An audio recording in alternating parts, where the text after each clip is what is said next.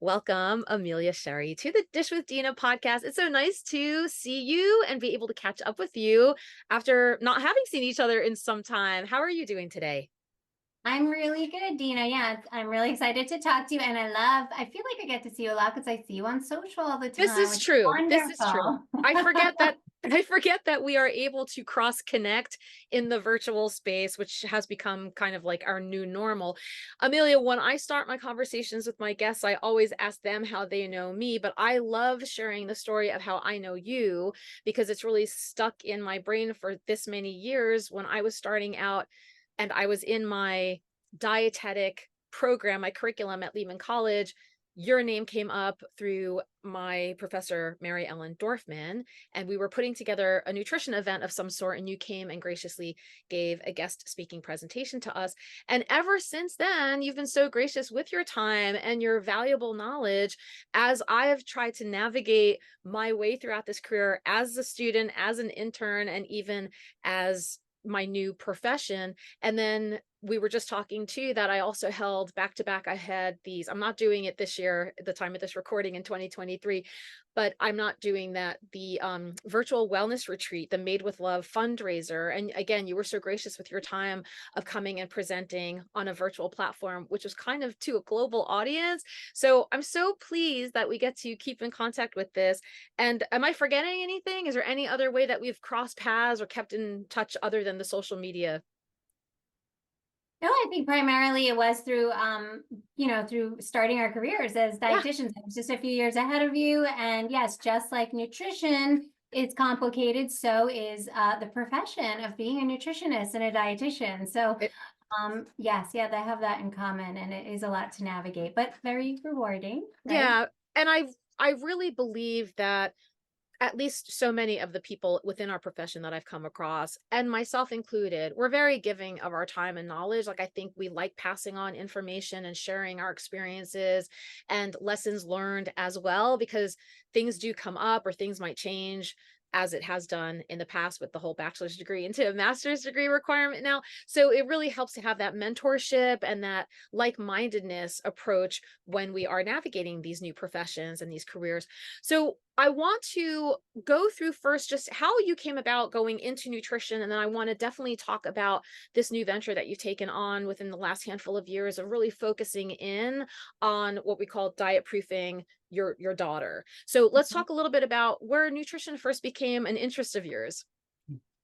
Yeah, so actually, talk a lot about it in the beginning of my book, but it is probably a relatable story in the sense that I first was very entrenched and acquainted with dieting, as a teenager, even as a middle schooler, and then I became sort of a quote unquote expert in nutrition with the main focus of trying to be be thin, get thinner.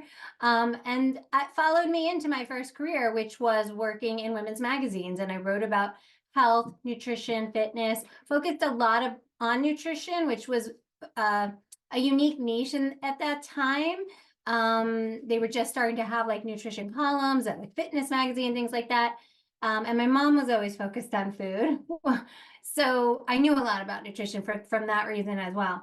And eventually I became a dietitian. So my first career was in writing about it and trying to really perfect my nutrition. And then I realized that I really wanted to help people with their own eating, but in a much different way than I had been eating, with a much less focus on trying to kind of create the perfect body, right? That's what many of us have been trained to focus on when it comes to our eating.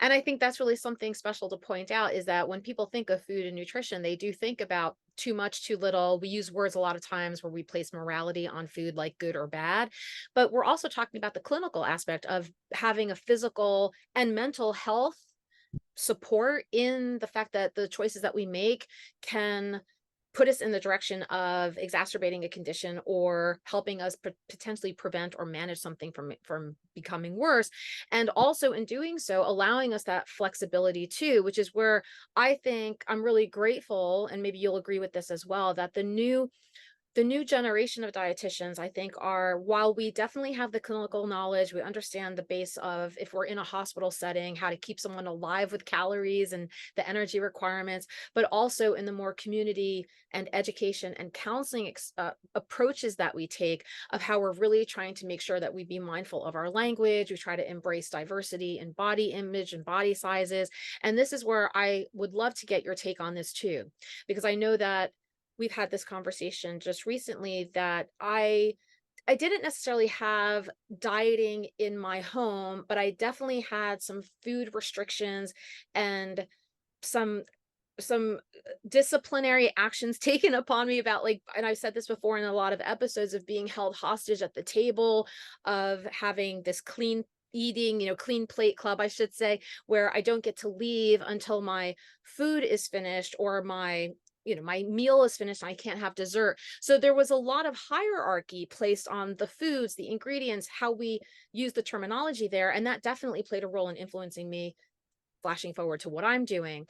So let's start a little bit with that. You mentioned that you're the author of Diet Proof Your Daughter. How did this come about, with knowing that you really had to hone in on this particular population? And then also, if you can speak to the fact that we're speaking to the parent. I mean, the daughter, depending on how old the child is, may or may not be the one responsible for purchasing their food or creating their meals. So tell us a little bit about how the process of writing that came in, but also how you decided on making that niche your target audience. So I was a dieter and had a lot of disordered eating.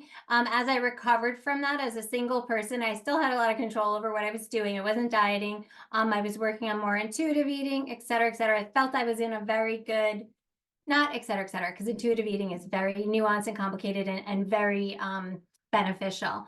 But I felt I was in a good place with it. It helped me heal my relationship with food. When I became a parent, everything got sort of riled up all over again, sort of triggered again, sort of teaching my daughter what to eat, what not to eat. A lot of food fears started to creep in again. Now it's from a parenting perspective. I wasn't so worried about her weight, although that might have been a much deeper level that I wasn't, so conscious of, but I was worried about things being quote unquote healthy or not healthy, which is, language that I do not use anymore. And with that in mind, I started focusing on helping mothers who have recovered from eating disorders or disordered eating or even just chronic dieting, who are concerned about their own children's relationship with food, and helping them avoid some of those negative behaviors, thoughts, attitudes that many of us, myself, I'll speak for, and actually very, very broadly, many people I've spoken to have the same experience, but those negative things that we grew up believing about food and making things really complicated. So moms who have had that experience sort of recovered and want to protect their children from it. And I ultimately, so my first career, as I just mentioned, I was a writer, I was a magazine writer, so I ultimately wrote a book about it. And in the book, I share a lot of stories. I share personal stories, but I also share my stories working as a dietitian and a pediatric dietitian, working with children and primarily with their parents, which is something that I sort of even had to introduce into the practice, the clinical practice that I was in at the time, because it's always help the child, help the child, help the child to eat healthier. When in fact, excuse me, that's my puppy barking. When in fact, the part of good eating is really the parent's job, right? The parent is the one that brings food into the home. The parent's the one that sets the tone about food, builds structure, and our child's eating is something that changes and grows over time. It's not something that we just have to get, quote unquote, them to do, and they're either doing it right or wrong. So hopefully I answered your question. Yeah, you absolutely did. I mean, as I've been known to do, I scribble a lot of notes because you're getting my thoughts going here, because there's a few things I want to focus on. I think the first one is the coming into it as someone who is a client of yours or a reader of your book, of how they're taking their experience and how maybe they now need to unlearn so many things. And that is something, especially in the time and place in which we live, right? We love instant gratification. Everything has to be done yesterday. But that is a lot of undoing of your own trauma, your own experiences, your own, like you said, the chronic dieting of knowing only certain language and having to unlearn it. So I don't know if you even have statistics on this yet or not, but how long does it take somebody to really be able, on average, to say, like, I'm ready to start learning, the stages of change that we sometimes talk about, to being open and receiving, to taking action to something? There's got to be a lot of trial and error in there too. And I ask this because, number one, maybe people who aren't open yet because they think, well, whatever we've done in the past is work, why change? They might be open to something, but worried that they have already gone too far into their child's life. Like, I've already, messed them up and I don't know how to undo that. Or they're not entirely sure of how long of a commitment this might be, like how many exercises or efforts that they have to do to really watch their language and their approach to food. So do you have some sort of understanding, or how people maybe have given feedback to you of, was this like an instant thing that they tried one day and it really seemed to catch on, or is it trial and error over and over again? So, absolutely not an instant thing. One thing about, well, we haven't used words like the anti-diet movement or non-diet. Um, that is very polarizing. There's many people who are on one side of like, yes, I'm anti-diet and no dieting. And there's other people who still believe that thinner is better and weight is primary when it comes to health. I, in working with people, have am very sensitive to the fact that there's a lot of nuance and there's a lot of in between, and everyone is at a different place in their journey, and we all go through it at a different pace. So there's no one set amount of time. Some people have already sworn off dieting. Some people haven't even thought about dieting, but maybe they are kind of inhaling the thinner is better culture, which is so common. So they're fearful of weight or weight gain in their child. So they might just be starting to think about, like, what is restriction or dieting, and could it be harmful? That might be like a new thought to someone, where someone who's recovered from an eating disorder might be very, very aware that, hey, I don't want this for my daughter at all, or my son, or myself. So we're all in different places. And you brought up initially, when you were talking about your own like upbringing, that you didn't have, there weren't like frank, I guess, dieters, like everyone's dieting in your family, but there was a lot going on at the table, comments made. And it's really important to acknowledge that, one of the first things that I do with a lot of the clients, and you can think about it on your own in the book, is to think about your own culture at home, your own food culture. It's so unique for all of us. There are different values, there's different beliefs, there's different availability of foods, there's different time constraints. Some families have time to sit down and prepare meals and eat together. Others don't. Some families prioritize health. Some families prioritize pleasure. Some families, that what I found is there's a lot of pressure to eat in certain ways, but they actually making time to cook and do all these wonderful things is not priority. So what you can kind of do just to start unravel is think about your own childhood and your own culture. Like, was food thought of for health reasons? Was it for pleasure? Was there emphasis on eating together? Was that sort of not thought of at all? Was it more catch as catch can? Because the reason I'm bringing this up is that these beliefs and attitudes and values that we develop when we're younger really get carried into our behaviors around food as we're older. And then, of course, there's the larger culture that we're all impacted by, right? This thinner is better culture. A lot of this is, there's also so many external factors, as you mentioned, and we're talking like in concentric circles. So the external factor of who else is living in that household. I just got done having a conversation with a client of mine who is younger, still lives at home with her parents, but is a college aged child, right? This is still in pediatrics term, from 0 to 20, you're still considered a child on the growth charts and how we're going to the pediatricians, and reliant on their family members. And their family members do not have the same approach to diet, and I'm talking about diet as far as like meal preparation and whatever food she's eating in her meal planning and her own health needs. And so the thing that came up, which I actually just talked a little bit earlier today on one of my Instagram reels, was, why is it okay for some of us to feel like we can sacrifice our own needs and our own priorities, especially where our mental or physical health is concerned, to allow the comfort of others to exist? So why is it okay that she'll just let that happen because that's just how my family is, instead of having the ability, and that's really where it could lie into having the strength and confidence of saying, we need to have a conversation and set some boundaries here, or the language that you're using isn't really working for me, or the whatever the, actions that you're taking isn't really working for me. So that too, have you seen a child at a certain age comment on the parent or the mother's interactions or engagement or language that's used too? Because that could also be a catalyst of setting the adult to say, I think I need to help my child now. So have they Mhm. been able to point out, like, mommy, you're making me feel bad?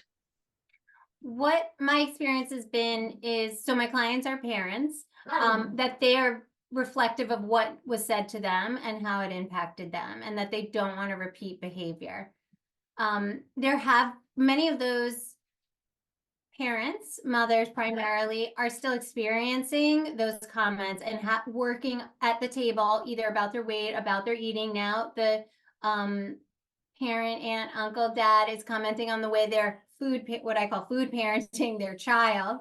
And they still have trouble coming up with how to confront their own parent, the grandparent now, right?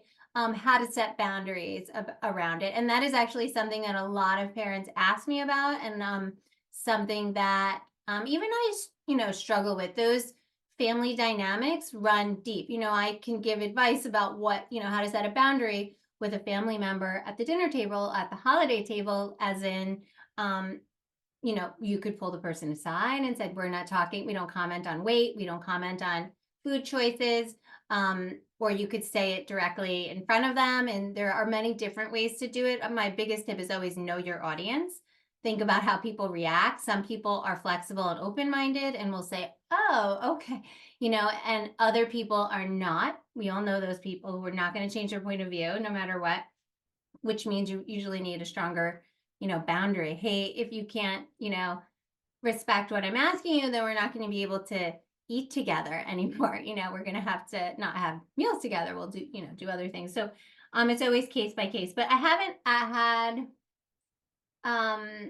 younger people aren't as aware of what, you take what your parent says as truth, and that's been tough for me. I have to intervene too, in terms of, like, say a parent comes in and wants to help, maybe their child has gained weight faster than the parent believes is correct or healthy or just desirable. So we really have to work with the parent, understanding how their language, thoughts, beliefs can be harmful to their child, instead of me kind of helping the child advocate for themselves. um, yeah, that's definitely a work of a psychotherapist, I think, too. I was just going to say that too. We as dietitians have to recognize, while we have the therapy part of MNT, medical nutrition therapy, we're not psychologists. We don't have the psychiatric background as, behavioral therapists do, or licensed clinical social workers or family therapists. So we definitely also need to recognize where we have the limitations to have to then say, I think this is a little bit deeper than I am able to help you with. And this is probably my recommendation, is you all work as a family to get some other kind of outside support and, work with another specialist in there. Yeah. If That, there's any dietitians listening, because this comes up a lot when you're working with eating disorders and many things. So eating is so fueled with emotion and family Mhm. dynamics. But if there are any dietitians or budding RDs out there, I always just remind myself that in my scope of practice is helping with feelings that are about food and eating. Yes. But outside of that, outside my scope of practice, helping with the dynamic between you and your mother, you and your child, I cannot support that. But if it is a feeling about food, we can talk about that, right? And Right. challenge, understand where it's coming from, and challenge, for example, if someone believes Cheetos are unhealthy, like, let's talk about it. Is it true? Where does it come from? How's it impacting your behavior? That kind of thing. So that's just kind of like a little rule of thumb I think about sometimes. Like, is this feeling about food or behavior about food, or is it about something that is, not more about the dynamic between two people, right? Or Right. self. Yeah. The deeply rooted relationship that goes beyond the food discussion. And you brought up the conversation around holidays. At the time of this recording, we are entering into the holiday season, and that's something too that is reminding me of the systemic issues that we have with weight, because we do see a lot of diet pills and the new year, new you approach. And while we're trying to navigate one conversation in our home and also protect our children and also supply each other with new language to be using and try to like overcome the things that we've had ingrained in us in the earlier stages of our life when we were children ourselves, and then we're bombarded with not just on television but just really the marketing of also foods in the grocery store. I mean, the list goes on and on, as I'm sure we can talk about, with different uses of the words like skinny and clean and all these different things that people use as marketing terms. What do you make of that, Amelia? Like, you're trying to fight an uphill battle sometimes when the world seems to be against not just you, but really, I want to say the dietetics profession as a whole. Sometimes, what are your thoughts on that, and what's your take on that? Um, I think the first step is awareness. Is what they're telling me, actually true? I mean, these are things that, like, well, what I would do normally is work on helping a child understand, right? Or helping a parent help their child understand, why is this YouTuber saying this? Like, what is their motive? Um, how is it making me feel? Is it helpful? Is it harmful? Understanding that um, so I recommend doing education as is age appropriate about values and culture, what diet culture is, always age appropriate. A lot of parents ask me about, when do you start? Well, it's very nuanced depending on your child's maturity, not just their age level, their age. But understanding that the culture that we're living in right now values thinness. It equates weight with health, and these are not values that we need to incorporate or embrace in our family. That is a very, higher sort of language. You wouldn't use that language with a young child, but making them aware so that they can then be critical of it, and not absorb it just sort of unconsciously. Your value is not related to your size.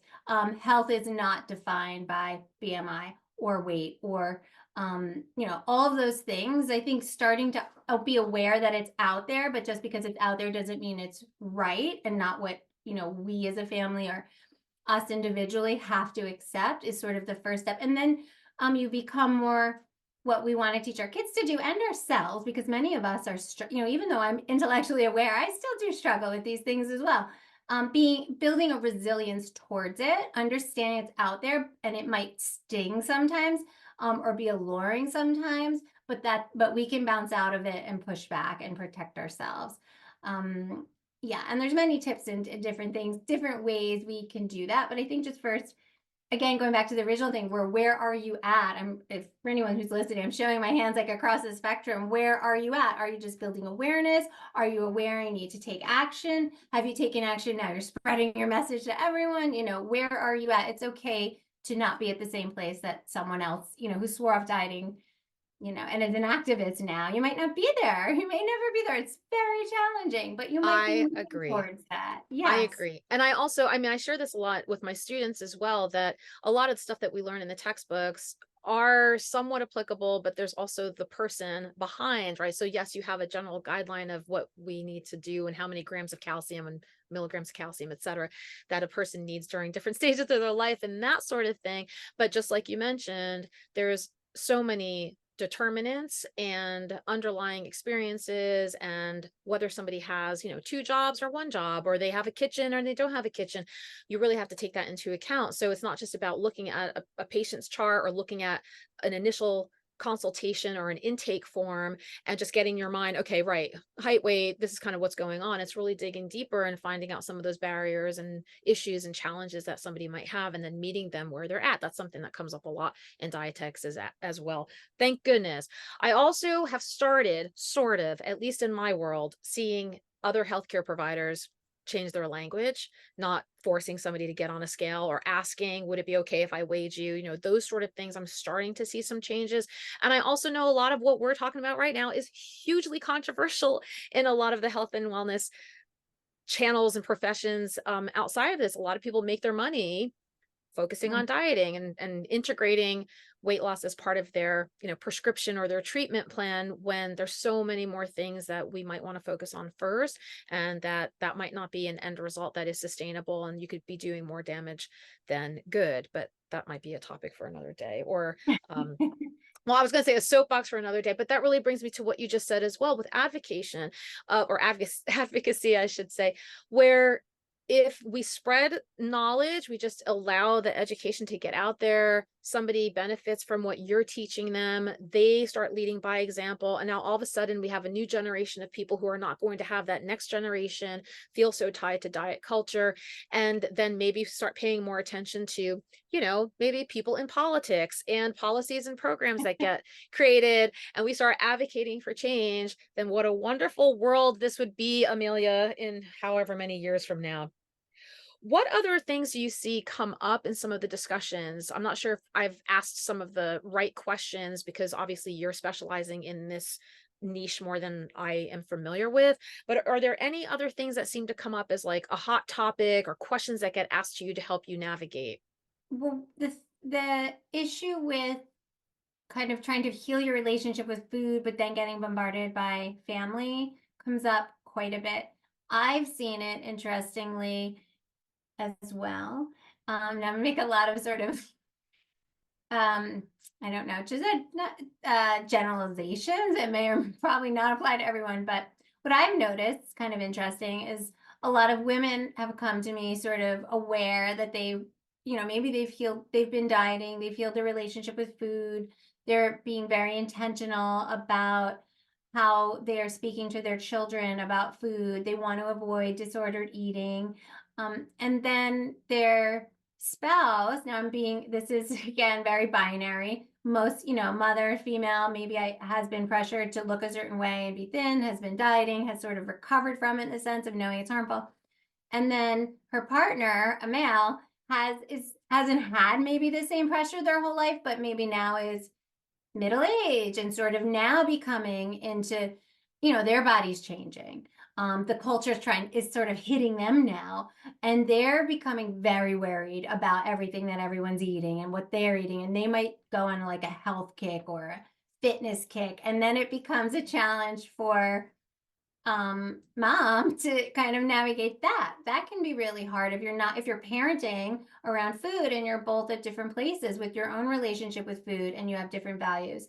So if you're struggling with that, like, I wouldn't be surprised if that is something that's coming up for anyone who this stuff sounds familiar, because I see that a lot, and that can be challenging because now your spouse has had a totally different life kind of relating to food, where their body wasn't being scrutinized. Their diet, they didn't go to diet to try to sort of quote unquote fix themselves, but now they are, and they don't understand, like, maybe they haven't had that same firsthand experience with how really just damaging and harmful it can be when we do go down that road of just really focusing on trying to change our appearance with our food. The other thing that is, I think I've been focusing on a lot in my work over the last year, is really working on body image, and body image resilience has become so important. The number one driver of dieting is body dissatisfaction. So the number one reason so many of us are looking for all of these different fixes with food and going to all these extreme lengths is because we're unhappy with the way we look.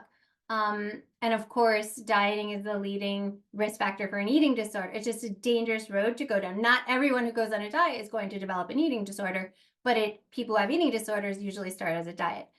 But going back a step, so instead of focusing on food relationship, going back and what is your relationship with your body? How are you falling in those traps? How can we work on this so that you feel better about yourself? You don't ever have to get all crazy, about food.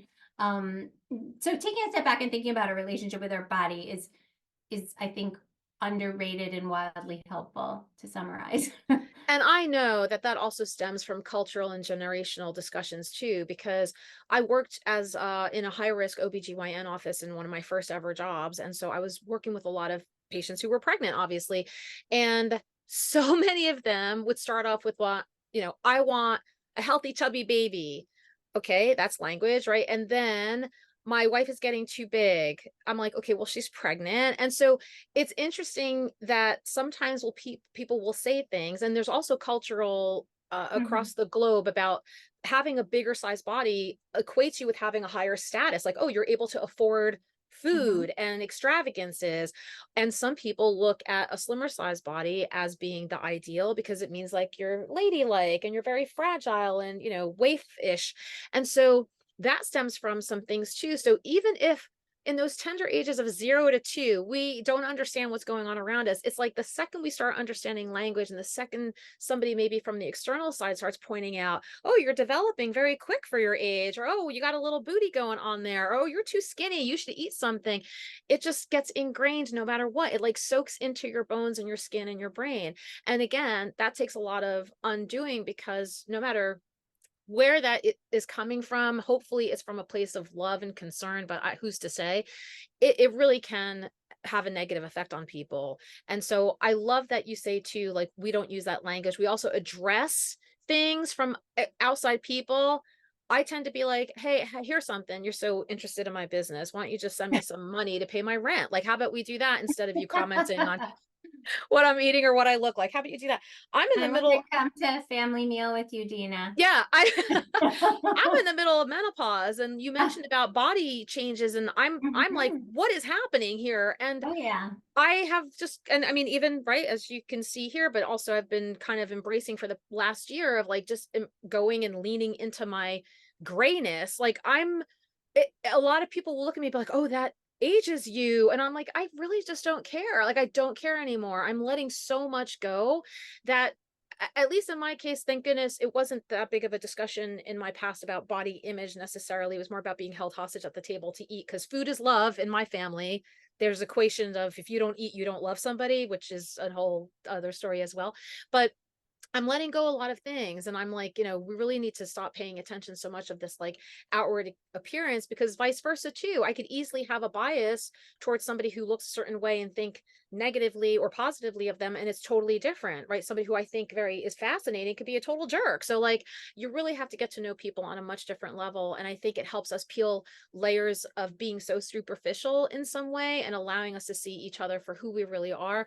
And correct me if I'm wrong too, Amelia, but I think also experiencing diversity in our own surroundings, whether you take a child to a different neighborhood or to a different restaurant or bring them to like different, especially in New York City, we have the luxury of having cultural events like Lunar New Year or the Ukrainian festival. Like there's so much going on that you really get to see such unique, diverse, and wonderful personalities and cultures and sizes and foods. And so I think the more you can open up an experience to somebody too allows them to grow and maybe release some of that myopic perspective on themselves.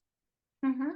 Yeah, you just well, one thing, if one of the skills that I teach or tools or resources that I share in my body image course is a list of books that feature diverse bodies for children because you're right, the more we can be exposed to diversity in body shape, size, color, ability, the more our child is going, and adult, I believe, it's going to feel more comfortable and accepting of themselves.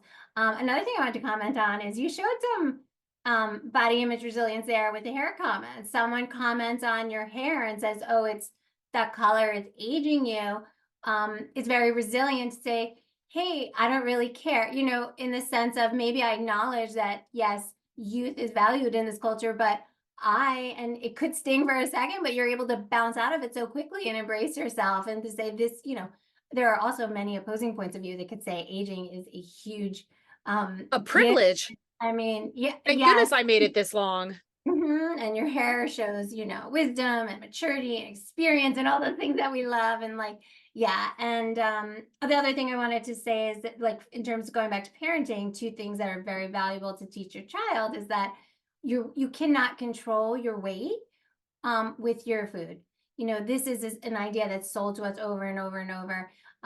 You can't, regardless of what body shape is revered, whether it's a huge booty or a slim booty. If you want a huge booty, just changing your diet isn't going to change your body shape. will, we can argue that yes, if you start starving yourself, you're going to get slimmer. If you start eating a lot, you're going to get bigger. But there are repercussions. We know as dietitians, over time, those things don't stick, right? People who lose weight from restriction tend to gain that weight back and more.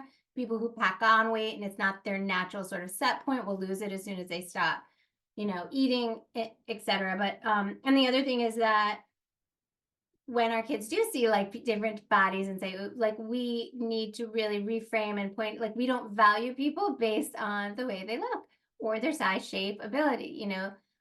We can teach our kids to value what their body can do and how it feels and appreciate it. Just reframing. I mean, that was like a foreign concept to me. No one ever spoke to me like that when I was a child, and it's challenging to embrace it as an adult and wrap my brain around it because we've been in this paradigm, if you just work hard, you could change your body and you could become this. Hey, did I even want to be that? Like, and yeah, as Right, anyone all who's been that in a time and diet. energy. Oh my goodness.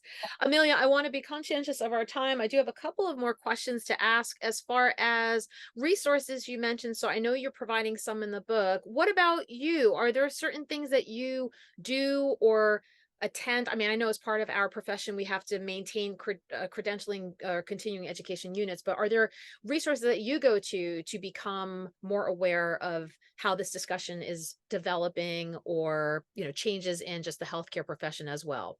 I Dietetics. can turn around and look Ah, at yeah. I mean, how many books? I'm a reader. So I obviously am going to plug my book because I talk about nutrition in it. I talk Yes. about body image. I talk about acceptance, weight. There's a whole chapter on weight and weight science. Not that I'm an expert in that, but in enough it's a simplistic sort of view. And there are many, many resources in the book in terms of Yeah. other books. So like if you're interested in the weight aspect, there are books there. Or body image, there are books recommended. The resource, we can share the link with the show for the list of diverse, like body diverse books that feature body diversity. I'm a huge fan of Ellyn Satter. That's a little controversial as well. I love Katya Ral's responsive feeding approach. So most of the resources I use Yeah. are pediatric because I'm actually a Yes. pediatric dietitian. And then I kind of infuse it with non-diet, anti-diet, and weight inclusive points of view and perspectives and ways of practicing. Yeah. And what I offer is a positive food parenting course, and that's for parents. And it can also be helpful for if there's any dietitians or even therapists out there that are interested. I'd be more than happy to offer the course at a huge discount because I think we all need to understand what's going on. Positive food parenting is not something that is widely thought about, and I think we could do so much better. You mentioned Ellyn Satter. We've talked about her before on the episode a bunch of times in various different conversations about the division of responsibility and specifically that discussion. I really appreciate this take. I also wanted to find just quickly what a current week in the life of you is. So what are things that you're currently managing, juggling in your own world? Is there book number 2 or an expansion on some of the courses that you'll be providing? Great question. Um, I have trimmed down my positive food parenting course, which is incredible, but a bit of a commitment it's really for parents who are in the thick of it and have some problems to solve. I've trimmed it down just to feature, it's called Body Confidence Build Up. So it's for parents who want to do a quicker sort of fix in terms of helping if they're struggling, if their child's saying I'm fat, or if they're just concerned that those things are coming up, or if their child is saying they don't like their body, or if your child's body is hitting puberty and starting to change, sort of feelings can crop up, not just for the child, but for parents. So that's I've had some people go through it already, and it is awesome. Everyone's had great feedback, and it makes me so happy. I think simple is better, right? So having a smaller kind of mini workshop has been really good. I see patients virtually from my home. I still work at Mount Sinai part-time. And I have courses. I do a lot of speaking. Yeah. And I'm always happy. I know you have a lot of RDs following you, Dina, because everyone loves you. as an educator, not just a person, but looks up to you. So if you have any RDs in your audience, they can always reach out to me because I'm always open to having conversations to help people figure out what they want to do, and just navigating, right? Like our profession is challenging, and thinking outside the box. My career was not linear or straightforward, and I encourage people to do that. I I agree with you, and I've also taken that approach too. And I try to encourage people to, granted, there's stability in having a very traditional full-time job, but not everything is guaranteed or required sometimes. If you feel like living outside the box, doing something else, supplementing your income, testing out new waters, changing direction in a field, or moving into a completely new profession like I did. This was a second career for me, that I really want people to know that there are other people out there who have done it, and we're here to support you in however way we can.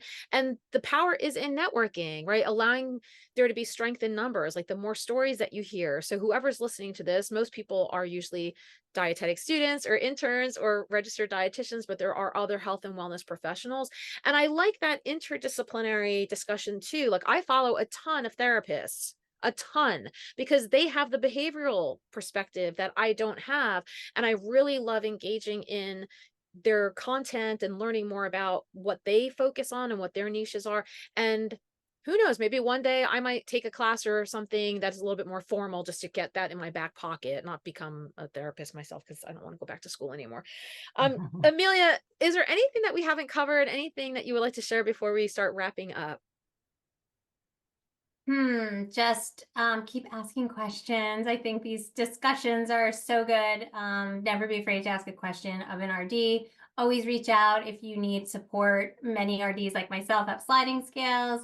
And if you are a parent and you're struggling and having kind of weird, uncomfortable feelings about your child's eating or their changing body, definitely you are not alone. You are absolutely not alone. You're not doing anything wrong either. You mentioned that before, like, we feel like, oh, we've already gone too far. No one's gone too far, and there's no damage that is irreversible, or maybe even not damage. Just being aware um, is hugely important and impactful. So if you have those feelings, you're definitely not alone. Reach out to me. If I can help you, I will point you to someone else who can. And yeah, let's help young people so that they're not having these discussions, right? Mm, what a wonderful world it would be if we didn't focus so much on that one issue. And Mm. I think what you just mentioned made me remember that, well, I don't forget that dietitians are human too. So a dietitian could be listening to this who is also a parent who has come from disordered eating, family trauma in the past, who, as a professional, maybe doesn't integrate that into her approach with her clients, but maybe takes it home and is not bringing up her family in a way that she feels is comfortable for her. So, or whoever that is out there. So, don't, no shame in the game of asking for help and support wherever you can get it. For any RD that is listening, the people that have gotten the most positive and most sort of emotional feedback from about this book has been other RDs because of their experiences working with other moms and because of their own experiences, because these are really tough things to talk about. So I just wanted to throw that out there. Yeah, it's That, hard to practice what we preach. We know a lot, but it's still emotional. It still runs deep, and yeah. yes, that makes so much sense. A lot of times that's why we are interested in the field, like you had said as well, because Mhm. things had happened in your past.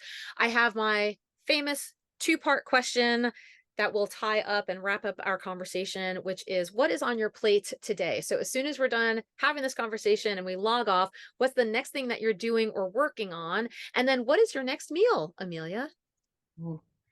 Yeah, my husband's cooking tonight.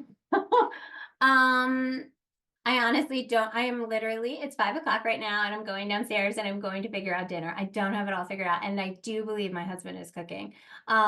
So we'll see what I'm going to be eating. If I don't like dinner, I'm going to be taking some Christmas cookies that are already made out of the freezer and noshing on them if I'm not full after dinner. And Giannetti, you're Italian too, right? Right? Yeah. So yeah, we have a lot of little Italian cookies. And what is next on my plate in terms of work and um Whatever you're working on next.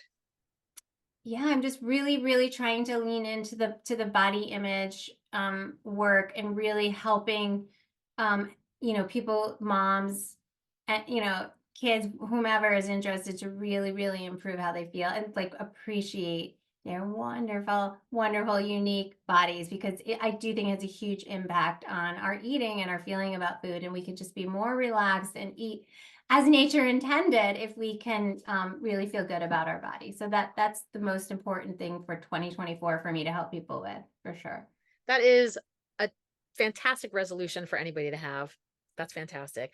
Yes, Amelia, work on your thank relationship, work on feeling good exactly. about your body not changing it. Exactly, exactly. Thank you so much for all of your time, for the amount of information that you shared. I really think this is going to resonate with so many people, and I really do hope people feel comfortable with taking that next step and allowing themselves to receive this information and reach out to you. And so thanks so much, Amelia. Until next time. Yes, thank you, Dina.